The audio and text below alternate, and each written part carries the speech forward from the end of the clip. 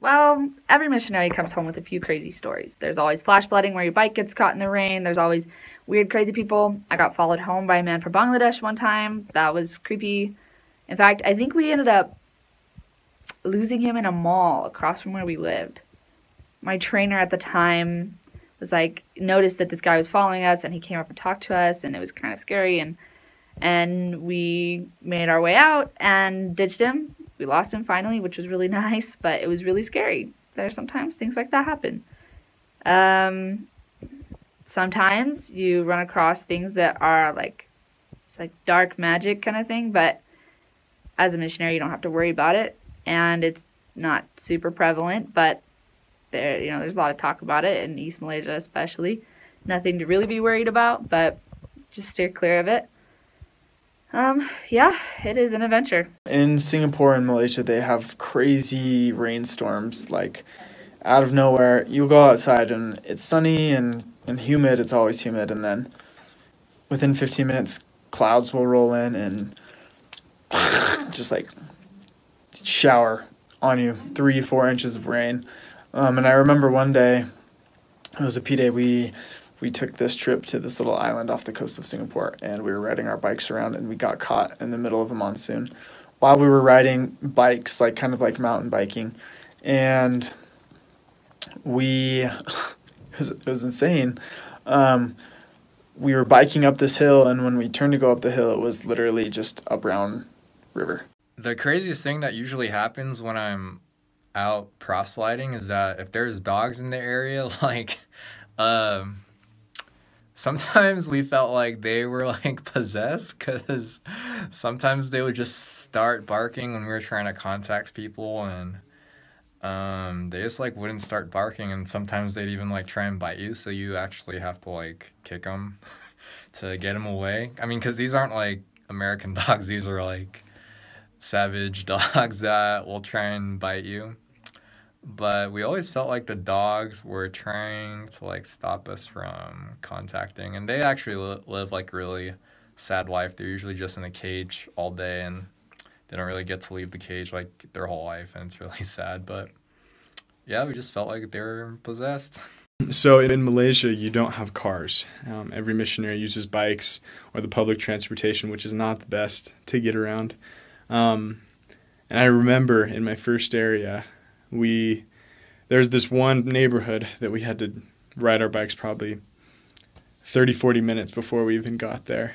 And we'd get there, we'd meet with all of our people in that area and try to make it back at a reasonable time. And I remember one night, this was so awesome, but we were coming home. At this point, I was used to the rain and the sweat and all that, and we were just riding back on this in the middle of nowhere road. And it was a light rain, so it felt good, but there was also just this lightning that was going off in the sky, and it was so surreal. It looked like something from National Geographic, but I remember just being in awe in that moment, just feeling like I was actually there. It was just cool. So as a missionary, sometimes you're the crazy person. Some of my favorite memories are just like waving down motos and getting them to stop in the middle of the road and talk to you, or just like singing to people out in public or praying with them out in public. Like, they see that as crazy, so those could be crazy experiences. Do you have to be careful not to hold on to the trucks when you're riding your bike, although it may sound like a good idea. That can be scary and crazy. Also being a little bit more careful of like whose houses you go into.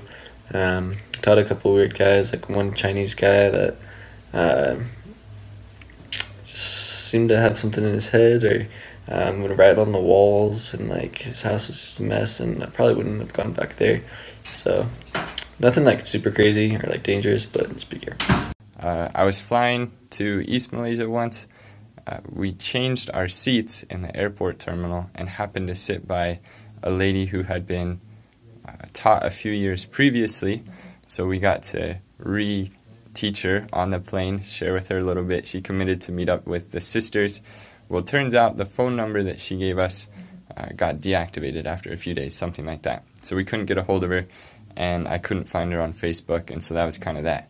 few weeks later, felt prompted like, hey, look her up again. Looked her up, called her. It was like, hey, she's like, how'd you find my Facebook? And I was like, well, it was right there. Miracle after miracle. We eventually were able to get a hold of her, pass her, everything like that. So miracles happen. I feel like a lot of the crazy stories happen while you're on your bike. You bike all the time, unless you're in Singapore, but in Malaysia, more so often than not, you're biking, you're walking. As crazy stories for me were having a bat in the middle of the night, or, you know, as we're traveling home, just swing out of nowhere and hit me right in the face while I'm biking. Other crazy stories are just riding through knee-deep floods on your bike, and then there's cars on both sides. There's semi-trucks while you're on the side of the road flying by. Definitely a lot of prayers while you're riding your bike, but some crazy, crazy stories always happens when you're getting places. I think one of the craziest stories from my mission was this one time I was on an exchange with an elder, and we decided to go follow up on a referral with this guy's brother in the jungle. So we went up like towards the address. He was just like, yeah, it's a big house on that hill. So we went up there, and we get up there, and there's like this big mansion just in the middle of the jungle, sports cars, Lamborghinis, like something you wouldn't see in Malaysia. And we went up and talked to the guy, and he was like, yeah, come in. He had like armed guards. So we came inside, and like as soon as we like came inside, all these priests from another church came out, and they just started calling us liars and despicable, and that what we were doing was just like the wrong thing, that we were bringing people away from God. But we just stood up and testified, and he was like, we're gonna kill you. And after we testified, he kind of like was quiet for a little bit, and I was confident that we could get out of there safely, and we did. So that was pretty wild.